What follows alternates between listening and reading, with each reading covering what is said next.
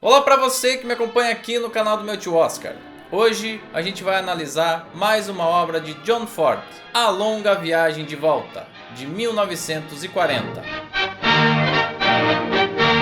Nesse ano de 1940, a lista de indicados a melhor filme tinha 10 títulos, sendo que 3 diretores conseguiram emplacar 2 obras na competição, algo bastante raro. Alfred Hitchcock com os filmes Correspondente Estrangeiro, que a gente já analisou aqui no canal, e Rebecca, a Mulher Inesquecível, que foi o vencedor daquele ano. Sam Wood com as obras Kitty Foyle, que deu o Oscar de melhor atriz para Ginger Rogers e a gente também já analisou aqui no canal, e o drama Nossa Cidade. E finalmente John Ford, que entregou o clássico hollywoodiano As Vinhas da Ira, que foi objeto de análise na última sessão aqui do canal, e esse trabalho que a gente está analisando, que apresenta um andamento narrativo bastante diferente da primeira obra. I know that you men have been grumbling about shore leave. When I found the native police had picked up a seaman ashore, I guessed it was Driscoll. Me, sir? Did I hear me name, sir? Where have you been? I've been having a bit of a nap on the forecastle head, sir. Ah, it's a grand evening to be taking a few winks on deck. Baseado em uma peça de 4 atos escrita por Eugene O'Neill, o roteiro desse trabalho apresenta ao espectador a rotina da tripulação de um navio encarregada por transportar uma série de explosivos. Eles partem das Índias e têm como destino final a Inglaterra, e precisam conviver por um longo tempo confinados naquele espaço. São todos homens, mas com diferentes características psicológicas entre si. Driscoll, por exemplo, interpretado pelo ator Thomas Mitchell, é o irlandês que sonha com a chegada à terra firme, ao destino final, mas tem também um jeito muito truculento e impaciente de ser. Seu colega Smithy, interpretado pelo ator Ian Hunter, já exala muito o aspecto da aflição pessoal, e conforme a gente vai vendo ao longo das sequências, tem uma moralidade um tanto quanto duvidosa. Cocky, interpretado por Barry Fitzgerald, é certamente o mais perverso e arrogante de todos. E quem lidera toda essa missão e esses homens é o capitão, interpretado pelo ator Wilfrid Lawson. Where did you see him? What I want to know is, are we all friends or not? Why, sure we're friends. There now, have a drink. I will. Lord bless you.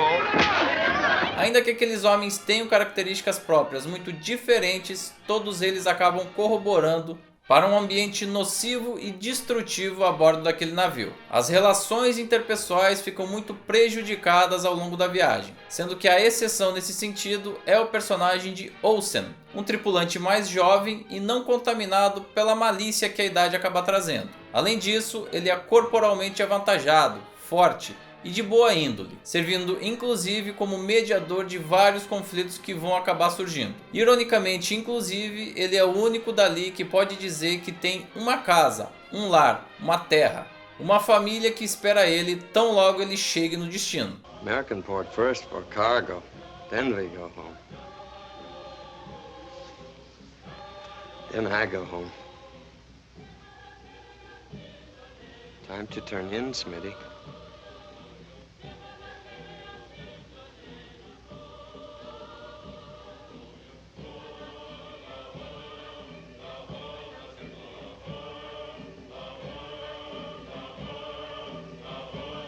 O personagem de Olsen foi interpretado pelo ator John Wayne, que um ano antes, em 1939, já tinha chamado bastante atenção no filme No Tempo das Diligências, outro filme que a gente já analisou aqui no canal do meu tio Oscar. Se você perdeu, acesse os arquivos e confira. Esse filme aqui, no entanto, acabou sendo muito importante na trajetória da carreira dele por corroborar o fato dele ser um ator de qualidade e não apenas um rosto bonito e bem colocado nas produções hollywoodianas.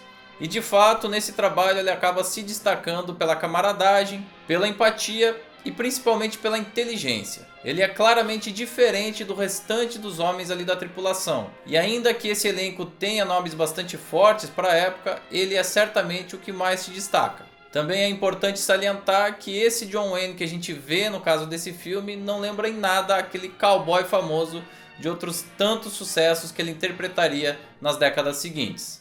My mother's saying all her letters, you come right home. And I write back always. I come soon. And I mean all time to go. I end the voyage, but I come ashore, I take 1 drink, I take 2 drinks, I ship away for another voyage. Something always happens. There we are. And I took the liberty of having one myself. Skull. Yeah, Skull. skulls. That's good. Esse filme também possui uma estrutura narrativa bastante diferente do que era o padrão para Hollywood nessa época. Ao contrário de uma linha narrativa linear e muito bem definida, esse filme é episódico, alternando os personagens centrais de tempos em tempos, bem como o foco da narrativa em si. Mais do que a busca por um desfecho ou a tentativa de um final feliz, esse é um filme sobre o comportamento psicológico de homens confinados, submetidos à intensa pressão e ao isolamento. Mais do que os fins propriamente ditos, esse é um filme dos percursos, do caminho. Um exemplo claro de onde a estrada é mais importante do que o destino final. E atrelada a essa lógica existe uma grande desesperança, uma falta de perspectivas concretas e uma repetição de rotinas como o destino inevitável daqueles homens. E talvez por isso ele foi um pouco abandonado pelo público nesse ano de 1940. O desempenho comercial dele foi baixo e está longe de figurar entre os maiores sucessos de bilheteria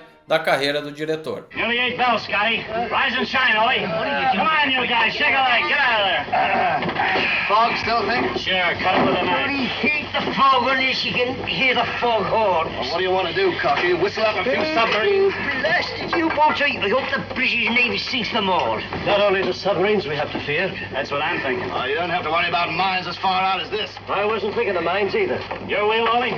I look out.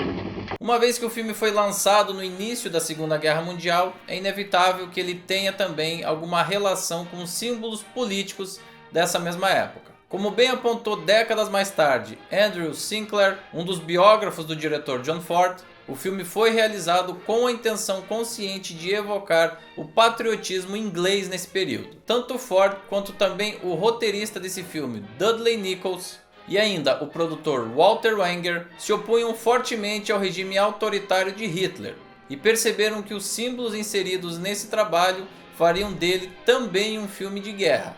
Ainda que de forma figurada, a autoestima do povo britânico está contemplada nas cenas e sequências desse filme. Ao mesmo tempo, é um trabalho que também conversa com o público norte-americano, uma vez que a realidade apresentada ali não é de um navio militar, que está diretamente ligado às batalhas em si. Aqueles homens atuam como coadjuvantes de um conflito que está até relativamente distante, mas nem por isso as consequências daquele conflito deixavam de ser sentidas por eles. Algo muito próximo do que acontecia com os próprios Estados Unidos do ponto de vista social e econômico nesse período de Segunda Guerra Mundial. Owing to circumstances over which I've got no control, nobody's allowed to leave the ship.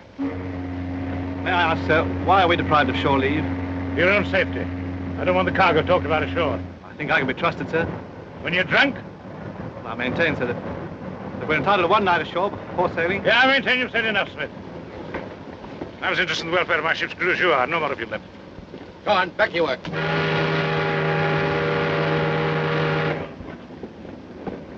Esse é mais um trabalho muito cuidadoso do diretor John Ford, um dos maiores aí da era clássica de Hollywood, no enquadramento das cenas e na condução de cada sequência. Mais uma vez ele mostra aqui toda a sua segurança e qualidade atrás das câmeras. E eu diria inclusive que alguns elementos bastante interessantes daqui foram revisitados no filme Mr. Roberts, que a gente já analisou aqui no canal, relacionado ao ano de 1955 e também dirigido por ele. Eu faço um destaque especial aqui para a fotografia muito cuidadosa de Greg Toland, profissional de altíssima qualidade e que já tinha trabalhado em produções, por exemplo, como Os Miseráveis de 1935, que a gente já analisou aqui no canal, O Morro dos Ventos Uivantes de 1939, também indicado a melhor filme, As Vinhas da Ira, que tem planos absolutamente fantásticos, e que ainda faria história na produção Cidadão Kane, de Orson Welles, e que tem justamente na fotografia um de seus pontos mais marcantes.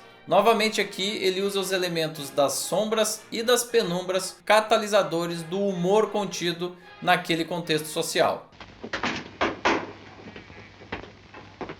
East by north, 3/4 north. East by north, 3/4 north.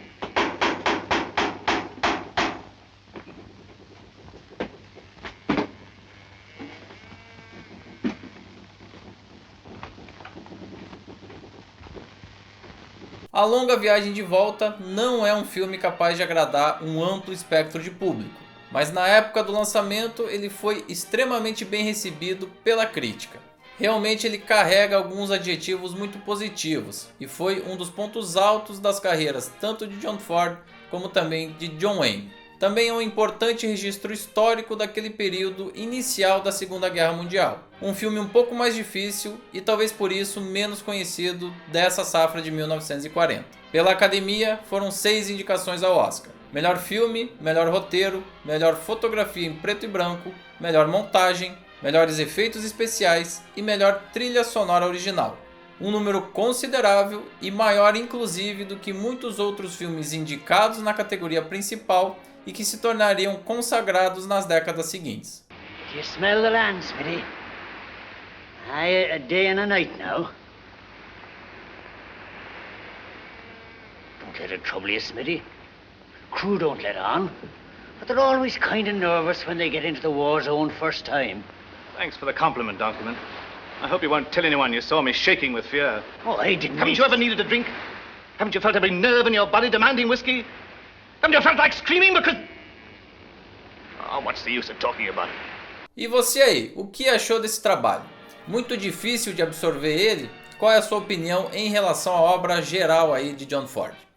Faz o seguinte, usa o espaço aqui embaixo destinado aos comentários do canal aqui no YouTube mesmo para deixar a sua opinião sobre esse filme e também sobre esse vídeo. Não esquece também de curtir, de compartilhar o vídeo e de se inscrever no canal e ativar as notificações no sininho, que é essencial pra gente.